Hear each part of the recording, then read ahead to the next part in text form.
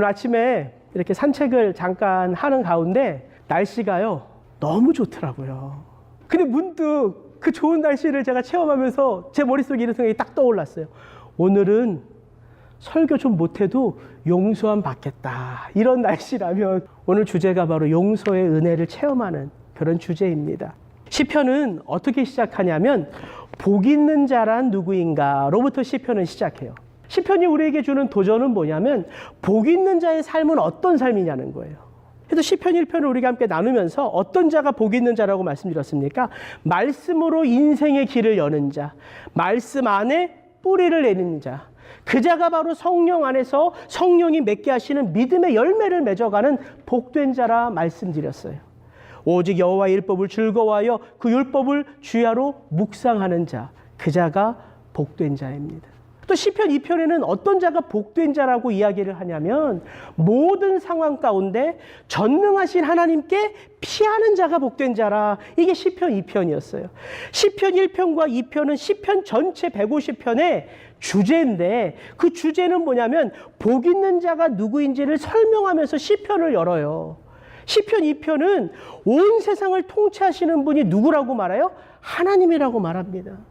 우리 하나님은 어떤 하나님이냐면요, 온 열방을요 통에 물방울 한 방울처럼 여기시는 하나님이라고 이사야는 고백해요. 여러분, 우리가 어떤 상황 가운데 있어도 그 하나님께 피하면 그 하나님의 전능하신 날개 품으로 우리를 보호하세요. 그래서 우리가 고난 속에서도 진정 위로를 경험하는 거죠. 그게 진짜 복 있는 자의 삶입니다. 주께 피하는 자. 오늘 다윗의 시편 32편은 우리에게 또다시 복 있는 자의 삶이란 어떤 삶인가 노래하고 있어요.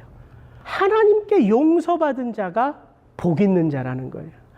하나님 앞에 죄인에서 의인으로 트랜스포메이션 하는 바로 그 자가 복된 자라 성경은 우리에게 가르쳐주고 있어요.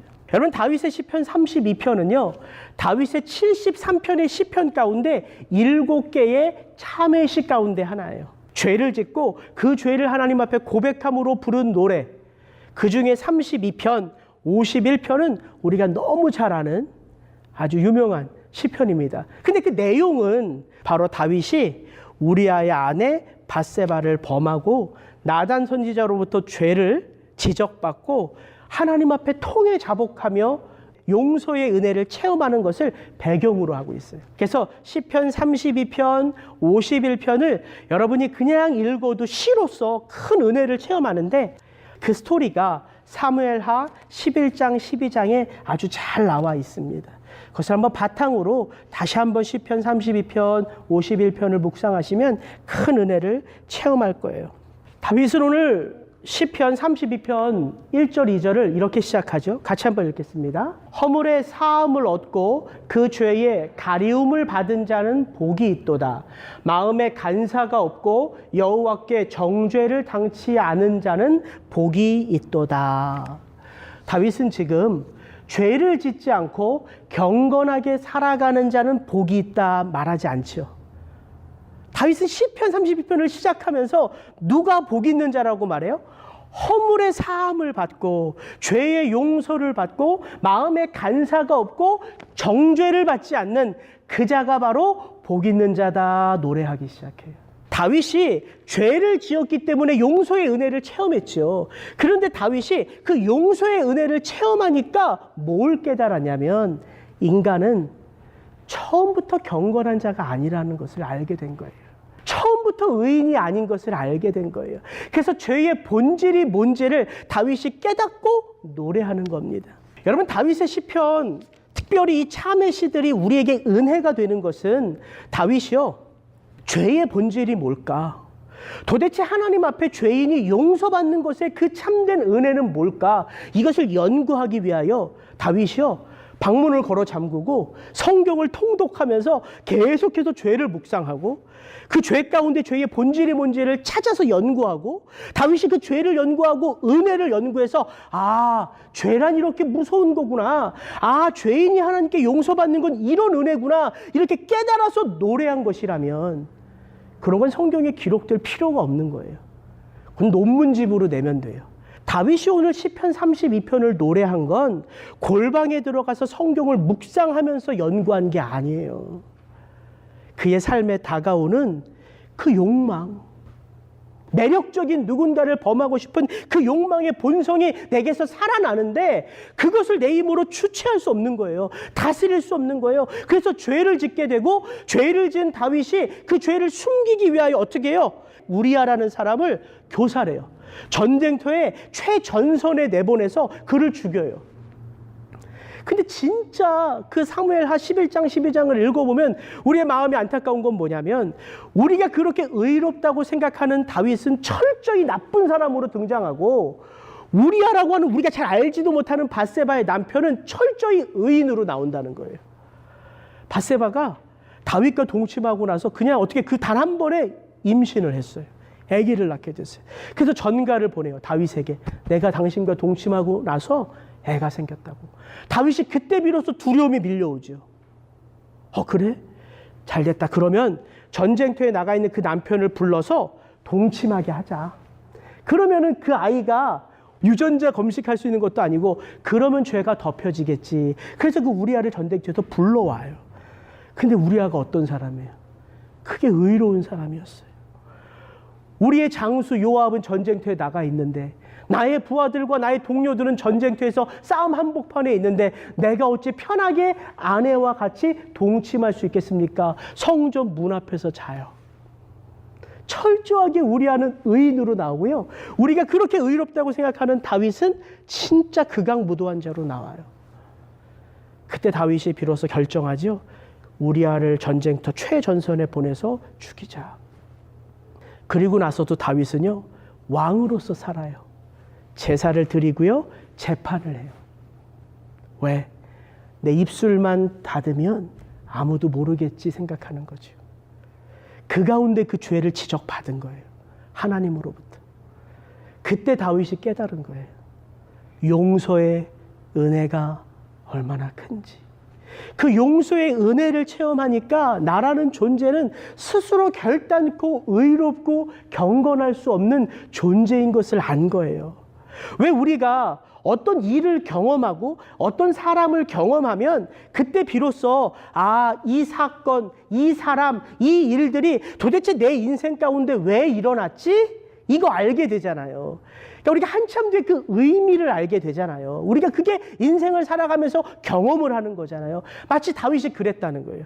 그 죄를 짓고 용서의 은혜를 그가 체험하니까 비로소 인간의 본성 속에 나타나는 죄의 모습, 그 인간의 죄보다 더 크신 하나님의 은혜, 그것을 체험하고 나서 노래하는 거예요. 노래. 그래서 오늘 시편 32편 제목을 보면 마스길 이렇게 되어 있어요. 보통 다윗의 시는요, 제목이 어떻게 되어 있냐면 다윗의 노래, 다윗의 시, 다윗의 기도 혹은 구체적인 사건을 이렇게 요약해요. 다윗이 밧세바를 범했을 때, 다윗이 사울에게 쫓길 때, 이렇게 이게 부제가 붙어 있어요. 근데 오늘 시편 32편에는 다윗의 마스길이라고 되어 있어요. 그게 마스길이 무슨 뜻이냐면 교훈, 가르침이란 뜻이에요.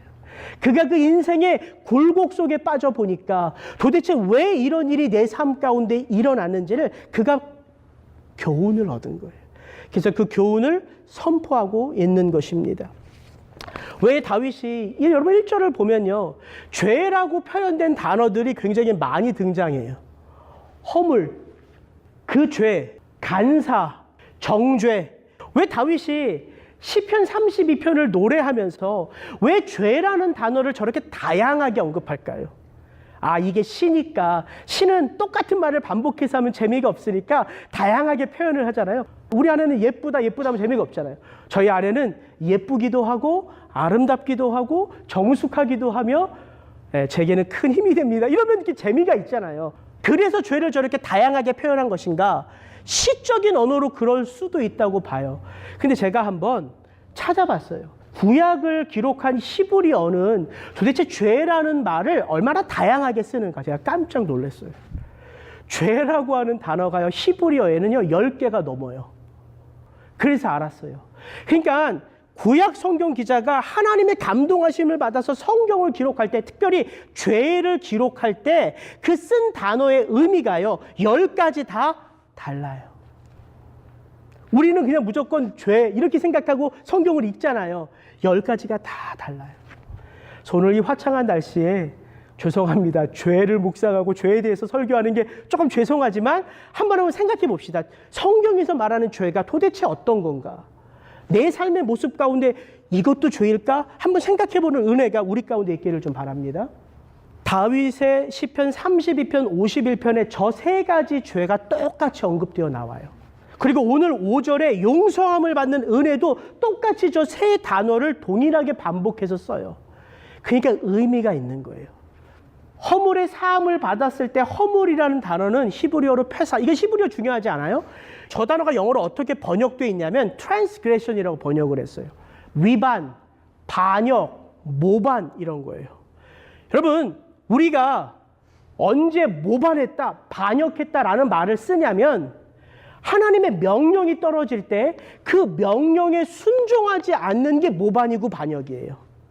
다윗이 저 죄, 허물이라는 단어를 쓸 때는 그게 무슨 말이냐면 하나님이 나로 하여금 어떻게 살아라 명령하셨다는 거예요. 명령이 있다는 거예요. 그 명령을 어기는 게 죄예요. 그러면 우리에게 명령이 뭐로 주어져 있어요? 하나님의 말씀으로 주어져 있죠. 그러면 하나님의 말씀대로 살지 않는 게 죄예요. 하나님의 말씀이 다윗에게, 우리에게 어떻게 주어지냐면 우리의 삶을 누구를 위해서 살라고 주어지죠? 가장 본질적인 질문. 우리는, 성도는 누구를 위해서 살아가야 되는 존재예요? 하나님을 위해서 살아가는 존재죠. 하나님을 기쁘시게 하는 존재가 성도예요. 다윗은 밧세바를 간음할 때 다윗의 마음속에 욕망이 일어요. 아니, 부하 장수들은 다 전쟁터에 보내고 오후 늦게까지 잠들어 있다 왕궁의 옥상을 거닐었어요. 그의 눈에 뭐가 들어왔냐면 저 먼 발치에서 한 여인이 목욕하는 장면이 들어왔어요. 이걸 영화로 만들면 얼마나 드라마틱하게 만들 수 있겠어요. 다윗의 마음속에 그 여인을 범하고 싶은 욕망이 일어난 거예요. 그럼 뭐가 죄일까요? 여러분, 우리 속에 욕망이 일어날 수 있어요. 우리 속에 분노가 일어날 수 있어요. 우리 속에 누구를 질투하고 정죄하고 싶은 마음에 그런 욕망들이 일어날 수 있다고요. 무엇인가를 보면 갖고 싶은 마음이 일어날 수 있어요. 근데 성경은 그 모든 것들을 죄라고 말하지만 진짜 성경이 말하는 죄의 의미는 뭘까요? 우리 속의 욕망을 어떻게 해라? 그 죄를 우리가 하나님에게 어떤 존재여야 되는지를 생각하며 그 욕망을 다스리라고 말하죠. 다스리면 그 죄를 짓지 않는 게 되는 거예요. 그래서 다윗은 어떻게 했다고요? 그 욕망대로 이끌려 살았다고요. 죄를 범한 거예요. 다윗은 그 죄를 고백하는 거예요. 나라는 존재가 하나님을 기쁘시게 하는 존재여야 함에도 불구하고 나라는 존재가 내 욕망을 채우는 존재로 전락하고 마는 거예요. 그걸 허물이라고 말하는 거예요. 두 번째, 다윗이 죄라고 표현하는 그 죄를 영어로는 sin이라고 번역을 했더라고요. NIV 성경에 sin, 히브리어는 하타라는 단어인데 저 단어는 어떤 단어냐면 사수가요, 화살을 가지고 활을 쏠 때 아무데나 공중에 대고 화살을 쏘지 않잖아요. 뭘 향해서 쏘죠? 관역을 향해 쏘죠. 관역을 향해서. 그러니까 저 단어는 사수가 활을 쏠 때 그 관역을 빗나가는 거예요. 그런 단어예요. 죄란 단어가.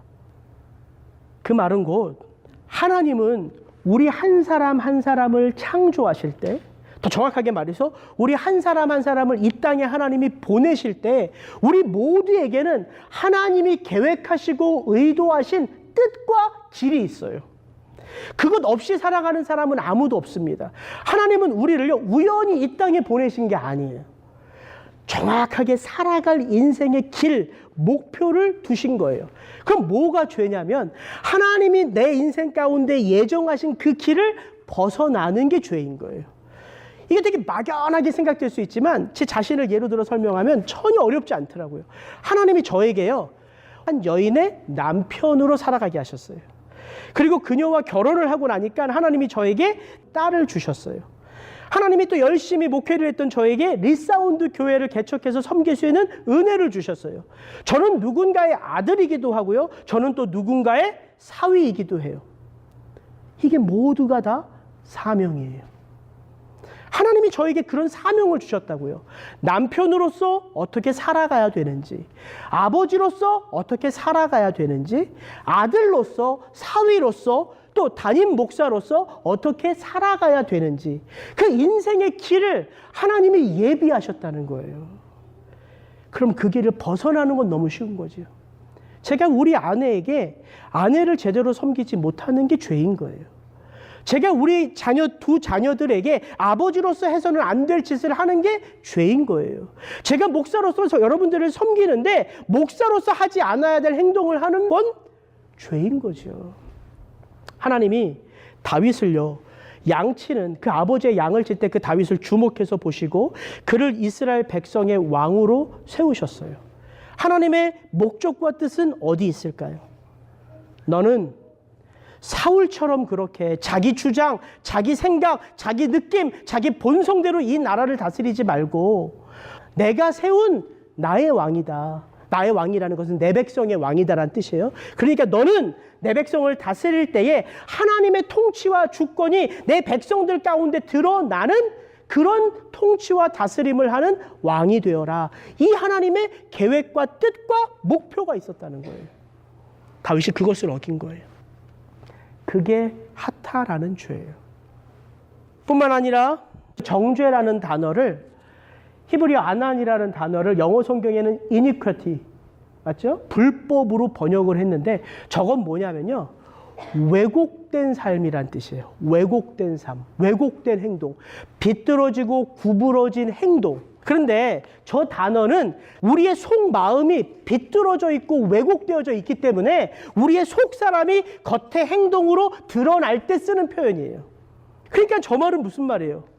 우리는 다 삐뚤어지게 태어났다는 말이에요. 우리의 본성이 죄인이란 말이에요. 여러분 잘 생각해 보세요. 저걸 어렵게 생각하지 마시고요. 성경이 어떻게 시작됩니까? 성경이 처음 성경을 오픈할 때 어떻게 시작이 돼요? 하나님이 창조하심으로 시작되죠. 그게 창세기 1장, 2장이에요. 하나님이 온 세상을 창조하시고 그 창조하신 아름다운 공간에 하나님의 형상을 담은 인간을 두심으로 성경이 시작돼요. 근데 3장에 뭐가 나와요? 죄가 나와요. 성경은요, 읽기 시작하면 죄로부터 시작해요. 그게 무슨 말이에요? 우리가 의롭게 살아서 의인이 아니란 말이에요. 우리가 경건하게 살아서 의인이 아니에요. 우리가 죄를 져서 죄인이 아니에요. 우리는 죄인으로 태어나는 거예요. 그 의미를 하고 있는 거예요. 죄를 져서 죄인이 아니라 죄인이 죄를 짓는 거예요. 그러면 우리가 저 죄라는 단어 3개만 우리가 마음속에 잠시 묵상해도 우리 속에서 일어나는 모든 욕망과 모든 본성의 마음들을 우리 힘으로 다 다스릴 수 없는 존재인 것을 우리는 알게 되는 거죠. 그래서 다윗의 시편 32편 1절과 2절이 경건한 삶은 복된 자다, 의로운 삶은 복된 자다 말하지 않고 허물에 사함을 얻은 자가 복이 있는 자라 시작하는 거예요. 저는 다윗의 이 시편 32편을 이렇게 읽으면서 오늘 아침에 문득 윤동주의 서시 한 대목이 생각이 났어요. 제가 어렸을 때 배운 서시인데, 죽는 날까지 하늘을 우러러 한 점 부끄러움이 없기를 잎새 이는 바람에도 나는 괴로워했다. 죄를 짓지 않는 모습이 의로운 모습이 아니라 내 삶 속에 있는 그 죄의 한 올 한 올을 느끼는 게, 그게 하나님 앞에 경건한 자예요. 사실은 죄인 것을 알 때 누가 필요한지를 아는 거죠? 하나님. 그래서 다윗의 시편 32편은 우리에게 뭘 말해주냐면 복음의 시스템이 뭔지를 말해줘요. 복음의 시스템. 성경은요, 우리에게 죄 짓지 않으면 구원받는다 말하지 않습니다. 정답이에요? 맞는 표현이에요? 죄 짓지 않으면 구원받는다. 맞죠? 죄 짓지 않으면 구원받죠? 틀린 말은 아니에요. 근데 죄 짓지 않아서 구원을 받는 사람이 있을까요? 없어요. 왜? 성경이 어떻게 시작된다고요? 죄인이 어떻게 구원받는지 죄인으로부터 시작한다고요. 성경의 시작이 죄로부터 시작한다고요. 그러니까 우리가 아무리 의롭게 살고 아무리 경건하게 살고 아무리 죄 짓지 않고 살고 싶어도 우리 안에는요, 그런 시스템을 발동시킬 수 있는 능력이 없어요. 그래서 죄 짓지 않고 구원받는다는 표현은 틀린 표현은 아니지만 성경에서 그런 사람은 없습니다. 그럼 우리가 어떻게 구원받아요? 쉽죠. 예수 그리스도를 믿음으로 구원받는 거예요. 예수 그리스도를 믿음으로 구원을 받는 거예요. 여러분, 다윗이 3절, 4절 그 죄를 깊이 자각했던 다윗이 고백하는 대목, 요거 한번 읽어봅시다. 시작. 내가 토설치 아니할 때에 종일 신음함으로 내 뼈가 쇠하였도다. 주의 손이 주야로 나를 누르시오니 내 진액이 화하여 여름 가물에 마름같이 되었나이다. 여러분, 죄란 은닉성이 있어요. 백주 대낮에 죄 짓는 사람 보셨어요? 죄인들끼리 살면 그럴 수도 있어요. 요즘에는 하도 세상이 무서워서 백주 대낮에도 살인도 하고 죄도 져요. 그런데 죄를 백주 대낮에 짓는 사람은 거의 없죠. 아무도 보지 않는 은밀한 캄캄함 가운데 죄를 짓게 되죠. 아무도 보지 않으니까, 아무도 내게 관심을 갖지 않으니까. 이게 죄의 은닉성이에요. 여러분, 죄를 짓는 자는 그래서요, 그 죄를 가리고 싶은 마음이 생기는 거예요. 죄를 가리고 싶은 거. 그래서 숨고 싶은 거예요. 왜? 죄가 곧 수치거든요. 수치. 우리 수치를 가리려고 하잖아요. 그래서 아담과 하와가 죄를 짓고 부끄러운 걸 느낀 거예요. 부끄러움을 느끼니까 몸을 가린 거죠. 이게 죄의 본성이라고요. 다윗은 내 입만 막으면 죄가 사라지는 줄 알았어요. 근데 그렇지 않아요. 성경에 보면요, 제일 먼저 성경의 살인 장면이 가정 안에서 나오죠. 아담과 하와의 첫 번째 아들 가인과 두 번째 아들 아벨의 살인 사건이 창세기 4장에 나와요. 가인이요, 그 분노를 다스리지 못하고 아벨을 죽이죠. 그리고 땅에 묻어요. 왜? 땅에 묻으면 그 죄가 가리워질 줄 알았어요. 하나님이 가인을 부르세요. 가인아, 가인아, 내 아우 아벨이 어디 있느냐? 하나님이 아벨이 어디 있는지 몰라서 부르시는 거예요? 아니에요. 하나님이 죄를 짓고 동산 나무 뒤에 숨어있는 아담에게 아담아, 아담아 어디 있냐? 아담이 도대체 어디 숨었는지 몰라서 하나님이 아담을 부르시는 거예요? 하나님이 그 야곱하고 씨름을 하면서, 그 속이는 자 야곱에게 씨름을 하면서 내 이름이 무엇이냐? 몰라서 야곱의 이름을 물으시는 거예요? 아니에요. 그럼 도대체 하나님은 왜 그렇게 성경에 물으시는 장면이 많이 나올까요? 그게 은혜예요, 은혜. 돌이킬 수 있는 은혜. 가인이요, 얼굴 하나 바뀌지 않고 하나님에게 내가 아우를 지키는 자니까? 이렇게 대답해요. 하나님, 내가 아우를 지키는 자입니까? 왜 아벨을 저에게서 찾으세요? 그때 하나님이 뭐라고 말하냐면 땅이 내 아우의 죽음을 증거한다라고 말해요. 내 아우의 핏소리가 땅에서부터 내게 호소하느니라. 땅이요, 죄를 드러내요. 모세가 그 애굽의 왕실에서 살면서 동족의 피가 내게 흐르는 것을 아니까 모세가요, 그 동포들이 그 노예로 살아가는 게 너무 안타깝잖아요. 그래서 자기 동포를 괴롭히는 그 애굽 사람을 모세가 죽이죠. 그러면서 그 모세가 그 죽인 애굽 사람을 어디에 숨겨요? 모래 속에 숨겨요. 근데 저는 그게 참 하나님의 우리에게 주는 굉장한 인사이트예요. 여러분, 모래 속에 시체를 숨기면 바람이 훅 하고 불면 모래는 어떻게 해야 돼요? 날아가는 진토예요. 뭘 의미하는 거예요? 죄는 숨길 수 없다는 거예요. 죄는 숨길 수 없어요. 죄는 하나님과 우리 사이를 분리해내요. 그게 죄의 능력이에요. 근데 죄가 하나님과 우리 사이를 분리하는 능력은 있는데 그 죄는요, 하나님과 우리 사이를 영원히 분리시킬 수 있는 능력은 없어요. 왜? 우리가 하나님의 백성이라면 죄를 진 우리들은요, 우리의 삶 가운데 무엇을 경험하게 되냐면 마른 뼈같이 우리가 하나님이 짓누르는 듯한 고통을 경험하기 때문이에요. 오늘 4절이 그걸 고백하는 거예요. 내가 토설치 아니할 때 주의 손이 주야로 나를 누르시오니 내 진액이 화여 여름 가물에 마름같이 되었나이다. 저 말은 무슨 말이냐면요, 죄를 진 죄인들, 하나님이 택하신 하나님의 백성들이 죄를 짓고 죄인된 모습으로 살아갈 때에 그 백성들은 뭘 경험하냐면 하나님의 부재를 경험해요. 부재. 다윗이 하나님께 제사를 드려도 하나님의 임재를 느끼지 못해요. 다윗이 정당하게 모든 것을 판단해도 마음에 기쁨이 없어요. 왜? 하나님의 부재를 경험하기 때문에. 하나님이 함께 하시는 것을 느낄 수 없어요. 그것이 다윗의 참회시 7편에 다 나와 있는데, 자, 몇 가지만 적어봤어요. 제가 읽어드릴게요. 저게 다 다윗의 참회시예요. 여호와여 나를 버리지 마소서, 나의 하나님이여 나를 멀리하지 마소서. 하나님을 못 느끼고 있다는 거예요. 나를 주 앞에서 쫓아내지 마시며 주의 성령을 내게서 거두지 마소서. 하나님의 임재를 못 느끼니까 마치 내게 주의 성령이 없어진 것처럼 느껴지는 거예요. 그게 다급하게 고백하는 거예요. 나의 괴로운 날에 주의 얼굴을 내게서 숨기지 마소서. 그렇게 하나님과 친밀했던 다윗이 그의 기도를 듣지 않은 하나님을 체험하면서 마치 절벽 앞에 서 있는 것을 느꼈다는 거예요. 내 영이 피곤하니이다. 주의 얼굴을 내게서 숨기지 마소서. 하나같이 다윗의 참회시 안에는 뭐가 나오냐면 죄로 인한 하나님과 멀어짐이 나와요. 하나님의 부재. 근데 여러분, 저게 축복이더라고요.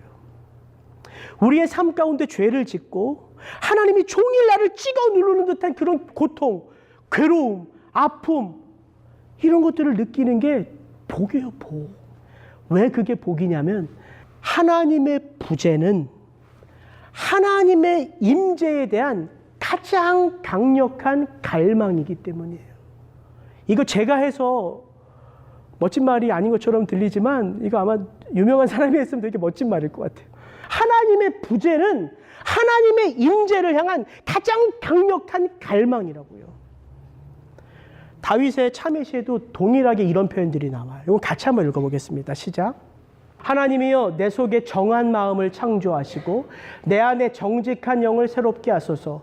주의 구원의 즐거움을 내게 회복시켜 주시고 자원하는 심령을 주사 나를 붙드소서. 나 곧 내 영혼은 여호와를 기다리며 나는 주의 말씀을 바라는도다. 파수꾼이 아침을 기다림보다 내 영혼이 주를 더 기다리나니 참으로 파수꾼이 아침을 기다림보다 더하도다. 아침에 나로 하여금 주의 인자한 말씀을 듣게 하소서. 내가 주를 의뢰함이니이다. 내가 다닐 길을 알게 하소서. 내가 내 영혼을 주께 드림이니이다. 저런 너무나 멋진 고백들이 찬송과 기쁨의 상황 가운데 터져 나온 게 아니라 하나님의 부재 가운데 고백되었다는 거예요. 아시겠어요? 죄보다 더 크신 하나님의 은혜를 체험하는 게 그래서 복이에요. 다윗이 똑똑해서 고백한 게 아니에요. 우리가 잘나서 죄를 깨닫고 죄를 고백하는 게 아니에요. 왜 우리가 하나님 앞에 우리의 죄를 우리의 입술을 열어 고백할 수밖에 없냐면 하나님이 우리로 고백할 수밖에 없게 만드시니까요. 성경은 그것을 어떻게 우리에게 상징적인 이미지로 보여주냐면 죄인을 찾으시는 하나님의 모습으로 우리에게 보여주고 계신 거예요. 가인아, 내 아우가 어디 있느냐? 아담아, 내가 어디 있느냐? 야곱아, 내 이름이 무엇이냐? 이 모든 모습들은 죄를 진 우리를 하나님이 버려두지 아니하시고 그 죄를 고백하는 고백의 삶으로 초청하시는 하나님의 부르심이라고요. 그래서 죄 짓지 않고 구원받는 자가 없는 거예요. 왜?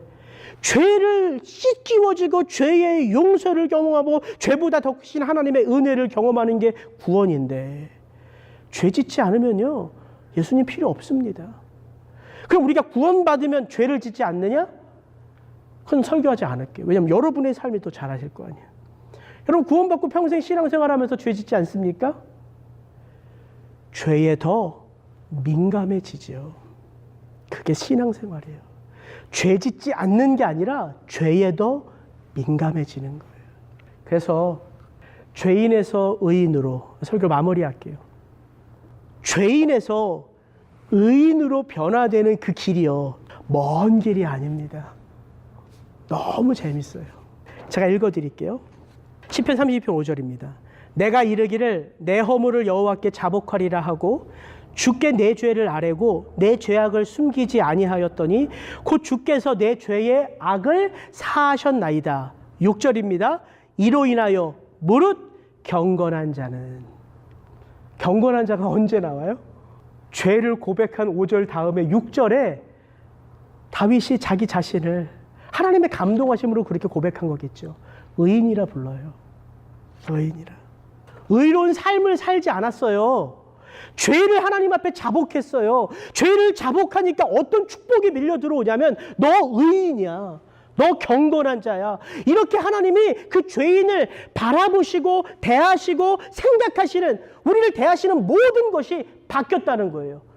죄인에서 경건한 자로, 죄인에서 의로운 자로. 이게 진짜라고요.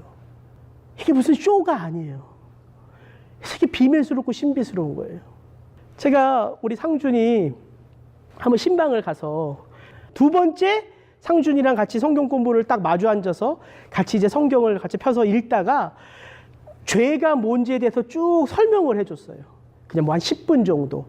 죄가 뭔지. 하나님의 은혜는 우리가 다 알아서 받아들이는 게 아니라 그건 흘러 들어오는 거다. 뭐 그런 얘기를 좀 했어요.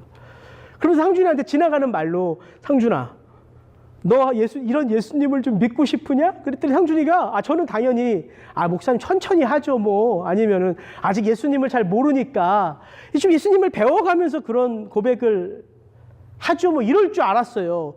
근데 버젓이 상준이가 저한테, 그러는 거예요. 너 예수님 믿을래? 예. 너 그럼 고백할래? 예. 같이 기도할래? 예. 그래서 그 자리에서 상준이가 나는 죄인이고, 나는 예수님이 필요하고, 나는 예수 십자가 보혈의 피로 거듭났습니다. 그 고백을 따라했어요. 무슨 드라마틱한 분위기가 조성된 것도 아니고요. 특별한 어떤 이벤트를 제가 한 것도 아니에요. 무슨 꽃다발을 가지고 상준이의 마음을 감동시켜서 너 예수님 영접해야 돼, 뭐 이런 게 아니라고요. 하나님께서 저 아들의 마음 가운데 구원의 때를 예비해 놓으신 거예요. 저는 이 5절과 6절 한 절만, 이 두 절만 읽고서도 저는 마음에 너무 큰 은혜가 되더라고요. 내가 의롭게 살아서 의로운 자가 아니구나.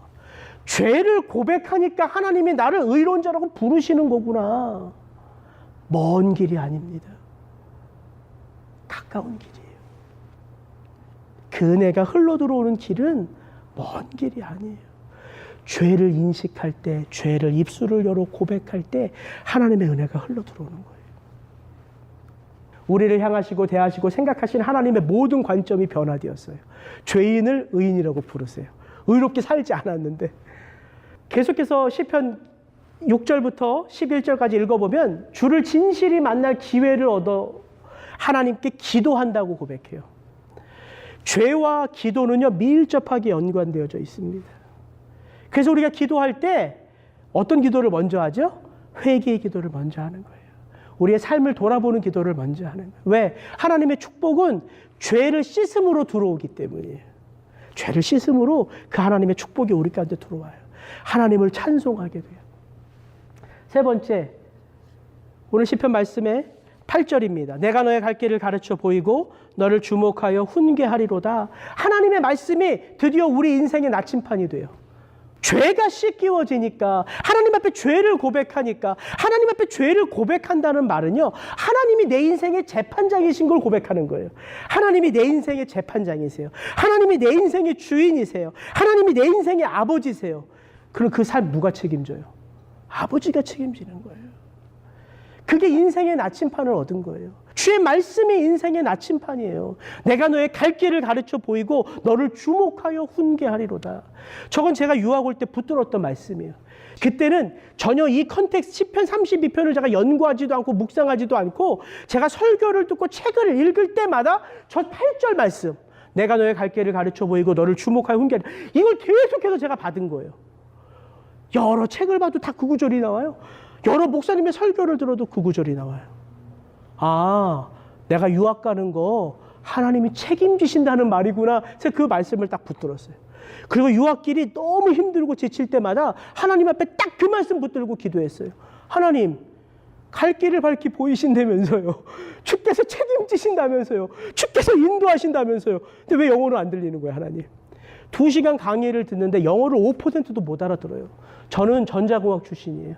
신학은 철학이에요, 철학. 도대체 그 언어를 알아들을 수가 없는 거예요, 알아들을 수가. 근데 신기하죠? 그 신학교 6년의 시간이 어느덧 지나가 버렸어요. 저 말씀 하나를 놓고 기도하는 가운데. 인생의 나침판이에요, 주의 말씀이. 하나님을 향한 신뢰가 쌓여가요. 그래서 세상을 향하여 하나님이 어떤 분이신지를 자랑할 수 있어요. 여러분, 이게 용서받음의 축복이에요. 죄가 씻기워지니까 우리 시편 1편, 2편이 말하는 그 하나님의 말씀과 더불어 뿌리를 내리는 인생, 여호와께 피하는 인생, 이것이 사실 어떻게 시작되냐면 죄 씻음의 용서함을 체험한 자가 하나님의 말씀에 길이 있음을 발견하고 하나님의 날개품 안에 능력이 있음을 체험하게 되는 거죠. 같이 기도하시겠습니다.